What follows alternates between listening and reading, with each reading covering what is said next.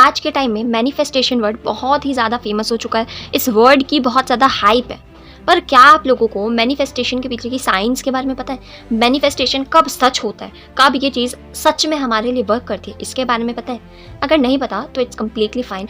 आज की इस छोटी सी वीडियो में मैं आपको बताऊंगी मैनिफेस्टेशन क्या है और ये चीज़ हमारे लिए कब वर्क करती है। उसके लिए आपको वीडियो में एंड तक बने रहना होगा। और अगर आपको वीडियो अच्छी लगे तो चैनल को सब्सक्राइब किए बिना बिल्कुल भी ना जाए। शुरू करते हैं हमारी वीडियो से। This is me Srishti Jha signing इन।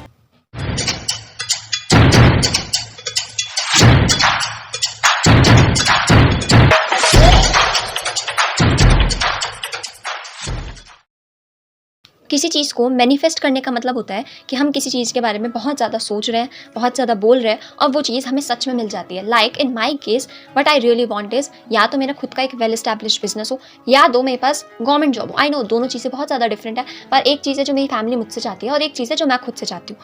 तो इन दोनों चीज़ों में से किसी एक चीज़ के बारे में हर वक्त मैं बात करूँ, हर वक्त मैं सोचूँ, उठते बैठते मैं हर वक्त सिर्फ इसी की बात करूँ and one day what I see is मेरा कोई एग्जाम क्लियर हो गया और मेरी गवर्नमेंट जॉब लग गई है। This is how manifestation work. पर क्या ये जितना सुनने में ईजी लग रहा है ये उतना ही ईजी है? बिल्कुल भी नहीं। अगर मैं एंशिएंट टाइम में जाऊँ, पहले के टाइम पे जाऊँ, तो वहाँ पे भी मैनिफेस्टेशन जैसी चीज़ एग्जिस्ट करती थी। पहले के टाइम में कल्प वृक्ष हुआ करता था, जिसको हम इंग्लिश में कह सकते हैं विशिंग ट्री। कल्प वृक्ष बेसिकली बैनियन ट्री हुआ करता था, जिसकी हम आज भी कई बार पूजा करते हैं। कई रिलीजन्स में, कई जगहों पर आज भी बैनियन ट्री की यानी कि पीपल के पेड़ की बहुत पूजा होती है। कल्प वृक्ष के सामने हम जो भी विश मांगते थे या उनकी पूजा करते वक्त, उनकी आराधना करते वक्त हम जो भी मांगते थे, कहा जाता था कि वो चीज़ पूरी हो जाती थी। लेकिन आज के टाइम पे मैनिफेस्टेशन उतनी ईजी नहीं है जितनी पहले के टाइम होती थी। हमारी थ्योरी ऑफ इवोल्यूशन क्या कहती है?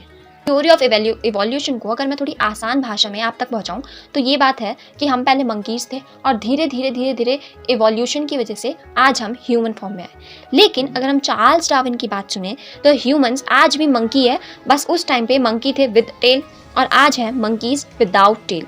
हमें चार्ल्स डार्विन ने आज भी मंकी क्यों कहा? इसके 3 रीज़न है। मंकी की 3 कैरेक्टरिस्टिक होती है। पहली अनएस्टैब्लिश्ड माइंड, दूसरा अननेसेसरी मूवमेंट और तीसरा इमिटेशन। ये तीनों चीज़ हमें ह्यूमंस में भी दिखती है। आज भी अतः सक्सेस के बाद भी लोगों का दिमाग स्थिर नहीं होता, इसलिए ह्यूमंस का दिमाग भी बहुत अनएस्टैब्लिश्ड है। कभी हमें ये करना है, कभी हमें वो करना है, कभी हमें ये चाहिए, कभी हमें वो चाहिए। हमें जब एक चीज़ मिल जाती है तो हम दूसरी के पीछे भागते हैं, दूसरी मिल जाती है तो तीसरी के पीछे भागते हैं and that's how our life work. Second is unnecessary movement. कभी हमें कुछ करना है, कभी हमें कुछ करना है। हमारा दिमाग बहुत क्योस में रहता है, बहुत थका हुआ रहता है, बहुत परेशान रहता है। We have so many things to do और हम कंफ्यूज रहते हैं, ये करें ये करें ये करें, यानी कि लाइफ में डिसिप्लिन का ना होना। तीसरा है इमिटेशन। हमने देखा कि कोई इंसान ये कर रहा है तो चलो मैं भी करती हूँ। और सोशल मीडिया इस चीज़ में बहुत इंपॉर्टेंट रोल प्ले करता है। सोशल मीडिया पे हमें जो चीज़ दिखती है वो शायद एग्जैक्टली वैसी ना हो रियलिटी में, और जो चीज़ शो होती है उसमें बहुत डिफरेंस होता है। फिर भी हम दूसरों की लाइफ से बहुत ज़्यादा इन्फ्लुएंस होते हैं और अपनी लाइफ को वैसा बनाने की कोशिश करते हैं। ह्यूमंस और मंकीज़ में 3 चीज़ें क्या कॉमन है?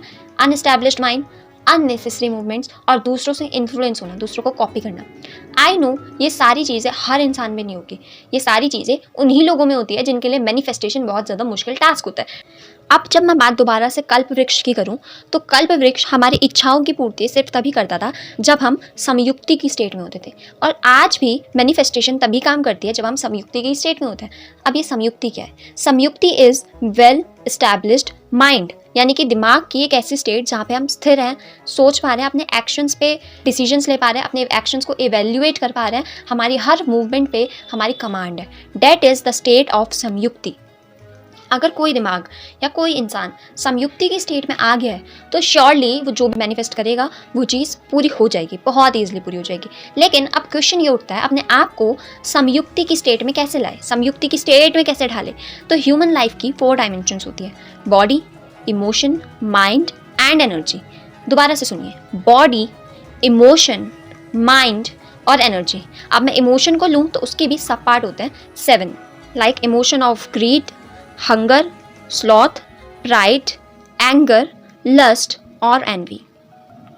जब हम ह्यूमन लाइफ के इन चारों डायमेंशंस को, बॉडी को, इमोशंस को, माइंड को और हमारी एनर्जी को, इन चारों चीज़ों को सही डायमेंशन में सही तरह से ऑर्गेनाइज कर लेते हैं, तभी कोई इंसान संयुक्ति की स्टेट में आ पाता है। एक अनएस्टैब्लिश माइंड कैसा सुनाई देता है मैं आपको बताती हूँ। मैं सुबह उठी, मैंने सोचा क्या करूँ, चलो थोड़ी देर रील्स स्क्रॉल कर लेती हूँ। उसके बाद मैंने रील्स स्क्रॉल करी, उसके बाद मैंने सोचा चलो फ्रेश हो जाती हूँ। फ्रेश होने के बाद मैंने सोचा नाश्ते में क्या करूँ, चलो ये खा लेती हूँ। नाश्ता करते करते क्या करूँ, चलो थोड़ा सा और फ़ोन चला लेती हूँ। अब पूरा दिन क्या करूँ, चलो फ़ोन चला लेती हूँ या कुछ देख लेती हूँ या कुछ काम कर लेती हूँ। उसके बाद मैंने सोचा चलो नहा लेती हूँ, नहाने के बाद क्या पहनूँ, क्या करूँ, उसके बाद क्या करूँ। ये होता है एक अनएस्टैब्लिश्ड माइंड। और एक एस्टैब्लिश्ड माइंड कैसा दिखता है वो मैं आपको बताती हूँ। मैं सुबह उठी, मैंने सबसे पहले अपना ब्रश वगैरह करा, अपना ब्रेकफास्ट करा, जो कि मेरा पहले से डिसाइडेड था कि मेरे को क्या ब्रेकफास्ट करना है। उसके बाद ब्रेकफास्ट करते टाइम या तो मैं फ़ोन स्क्रॉल करूँगी, नहीं तो मैं कोई बुक या कोई न्यूज़पेपर या कुछ भी रीड कर लूँगी, ताकि मेरा वो टाइम अच्छे से जाए। वैसे तो मैं सजेस्ट करूँगी कि खाने टाइम हमारा पूरा फोकस खाने पे होना चाहिए, पर क्योंकि अब हम लोग एक टाइम पे एक जगह पे ध्यान कॉन्सेंट्रेट नहीं कर सकते सही से, इसलिए सेकंड ऑप्शन इज़ या तो मैं कुछ रीड कर लूँ या कुछ देख लूँ मीनिंगफुल। उसके बाद मैं क्या करूँगी, जाऊँगी, फ्रेश होंगी, नहाऊँगी, धोऊँगी, और फिर मेरा जो काम है मैं 1 से 2 घंटा डीप वर्क करूँगी। उसके बाद मैं फिर से थोड़ा चिल आउट करूँगी। अब चिल आउट करने का मतलब ये नहीं होता कि हम फ़ोन चला रहे हैं या कुछ और देख रहे हैं, किसी से बात कर रहे हैं। हमारे काम के बाद हमारा रेस्टिंग पीरियड वो होता है जहाँ पे हम सच में रेस्ट कर रहे हो। ये डिफरेंस होता है एक एस्टैब्लिश्ड माइंड में और एक अनएस्टैब्लिश्ड माइंड में। अनएस्टैब्लिश्ड माइंड को नहीं पता होता हमें नेक्स्ट स्टेप क्या लेना है, हमें आगे क्या करना है, इसके बाद क्या करना है। वो अपना दिन ऐसे ही टाइम पास में बिता देते हैं और at the end of the day हमें नहीं पता होता हमने क्या प्रोडक्टिव करा। अगर हमने कुछ करा भी होगा तो वो ना के बराबर होगा। पर एक एस्टैब्लिश्ड माइंड प्रिपेयर्ड होता है पहले से कि हमें क्या करना है और क्या नहीं करना।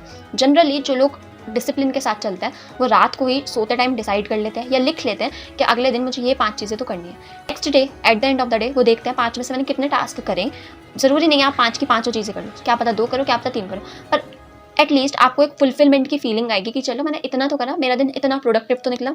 और फिर वो अपने अगले दिन का टास्क असाइन करते हैं। And that's how a established mind works.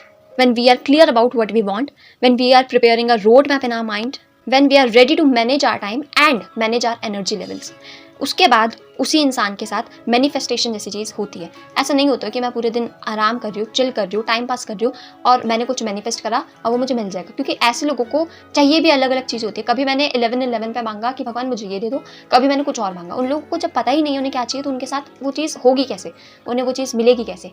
अब मैनिफेस्टेशन के पीछे की साइंस की बात मैं सोचूं तो ऐसा होता है, हमारे दिमाग के 2 पार्ट होते हैं, कॉन्शियस माइंड और सबकॉन्शियस माइंड। जब हम बार बार सोचते हैं, if I am thinking about कि हाँ मुझे कुछ भी करके यूट्यूब पे इतना सब्सक्राइबर्स चाहिए चाहिए चाहिए, मैं दिन रात अगर इसी बारे में सोच रही हूँ तो ऑफकोर्स मेरे सबकॉन्शियस माइंड में वो चीज़ फीड हो जाएगी। उसके बाद मैंने क्योंकि इस चीज़ के बारे में बहुत ज़्यादा सोच लिया है, बहुत ज़्यादा बोल लिया इस चीज़ को, तो अब मेरे दिमाग में उसी से रिलेटेड आइडियाज़ आएंगे, उसी से रिलेटेड चीज़ें आएंगी। मेरा दिमाग थोड़ा और क्रिएटिव होगा, मेरा हर टाइम मन करेगा चलो मैं स्क्रिप्ट लिख लूँ, भले से मैं उसे यूज़ ना करूँ, मैं चलो इस आइडिया पे काम करती हूँ, चलो मैं ये रिसर्च कर लेती हूँ। तो मैनिफेस्टेशन इज समथिंग, हम अगर उस चीज़ को बहुत ज़्यादा सोच रहे हैं तो हमारे दिमाग में घूमती है और फिर हम एक्शंस लेने के लिए मजबूर हो जाते हैं। तो बिना एक्शन के मैनिफेस्टेशन भी काम नहीं करती। साइंस इज, हम जब किसी चीज़ के बारे में बहुत ज़्यादा सोचेंगे तो हमें उस चीज़ के लिए हमारा दिमाग फोर्स करेगा एक्शन लेने के लिए। And that's how manifestation works.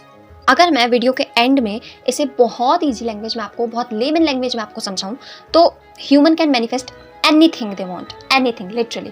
पर उनको क्या करने की ज़रूरत है, अपने फिजिकल एफर्ट्स को, अपने मेंटल एफर्ट्स को, अपनी एनर्जी को और अपने इमोशंस को, इन सब चीज़ों को जब इंसान एक डायरेक्शन में लगाएगा तो वो बहुत आसानी से जो भी मैनिफेस्ट करना चाहता है वो मैनिफेस्ट कर लेगा, वो चीज़ पा लेगा। And that is how manifestation works. आपको बस ये पहले एनालाइज करना है, आइडेंटिफाई करना है आपको लाइफ में चाहिए क्या।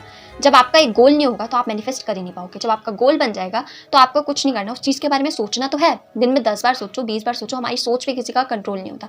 10 बार सोचने के साथ साथ आपको अपनी सारी एनर्जी को उस एक डायरेक्शन में लगाना है। हमारी एनर्जी हम अलग अलग डायरेक्शन में लगाते हैं, लाइक मुझे ये भी करना है, मुझे वो भी करना है, मुझे वो भी करना है, मुझे वो भी करना है। I am personally like this और मैं इस चीज़ को चेंज करने की कोशिश भी करती हूँ। जब आप अपनी एनर्जी को 10 चीज़ों में डिवाइड करोगे तो आपकी 10 में से एक भी चीज़ अच्छे से नहीं होगी। इसलिए अपनी एनर्जी को पहले एक डायरेक्शन में अच्छे से लगाओ और जब वो चीज़ लगे आपको होने लगे तो आप उसमें एक चीज़ ऐड ऑन कर सकते हो। And that is how manifestation actually works. एक सीक्रेट टिप मैं आपको इस वीडियो के एंड में देना चाहूँगी, that is work on your energy level. हम लोग अक्सर टाइम स्लॉट्स को डिवाइड करके काम करते हैं, दैट इज़ गुड, एक डिसिप्लिन लाइफ जीने का ये अच्छा तरीका है। लेकिन हर इंसान का एक एनर्जी लेवल भी होता है जो उस इंसान की एफिशिएंसी बताता है। कोई हो सकता है रात को ज़्यादा अच्छे से काम कर सके, कोई होता है जो सुबह बहुत अच्छे से काम कर सकता है, कोई होता है जिसके लिए दोपहर का टाइम बहुत ज़्यादा परफेक्ट होता है और कोई होता है जिसके लिए शाम का टाइम बहुत परफेक्ट होता है। तो हर किसी की लाइफ में 2-3 घंटे ऐसे होते हैं जब उनका कॉन्सेंट्रेशन लेवल और एनर्जी लेवल बहुत हाई होता है। तो ट्राई करो आप अपने उस एनर्जी लेवल को पहले आइडेंटिफाई करो एंड देन कोशिश करो आपका जो मेजर काम है जिसमें आपको सबसे ज़्यादा मेहनत करनी पड़ी, सबसे ज़्यादा सोचना पड़ा है, सबसे ज़्यादा एफर्ट्स डालने पड़े, आप उस काम को अपने पीक एनर्जी लेवल वाले टाइम पे करो। Manifestation is something that really happens, पर उसके लिए हमारे एफर्ट्स होना भी बहुत ज़रूरी है। इट डजंट वर्क लाइक कि मैंने वो बहुत सारी विशेज़ मांग ली और वो पूरा हो जाएगा। यूनिवर्स हमारे लिए सब नहीं करेगा, हमें भी खुद एफर्ट्स डालने पड़ेंगे। And that's it for today. मैं उम्मीद करती हूँ आपको ये वीडियो अच्छी लगी होगी, आपको चीज़ें समझ आई होंगी। अगर कोई डाउट हो तो प्लीज़ कमेंट सेक्शन में ज़रूर बताएं। अगर आपको हमारे न्यूज़लेटर्स के थ्रू ऐसी अमेजिंग इन्फॉर्मेशन चाहिए हो तो ज़रूर से ज़रूर न्यूज़लेटर्स को देखें, जिसका लिंक आपको डिस्क्रिप्शन में मिल जाएगा। अगर आपको वीडियो में कोई भी पॉइंट मिसिंग लगा हो या कोई बात ना समझ आई हो तो प्लीज़ हमें एक जेन्युइन फीडबैक ज़रूर से ज़रूर दें। आज के लिए इतना ही। उम्मीद करती हूँ आपको वीडियो अच्छी लगी हो तो वीडियो को लाइक और शेयर करना बिल्कुल ना भूलें। चैनल को सब्सक्राइब करें ऐसी अच्छी वीडियोज़ के लिए। This is me Srishti Jha signing off.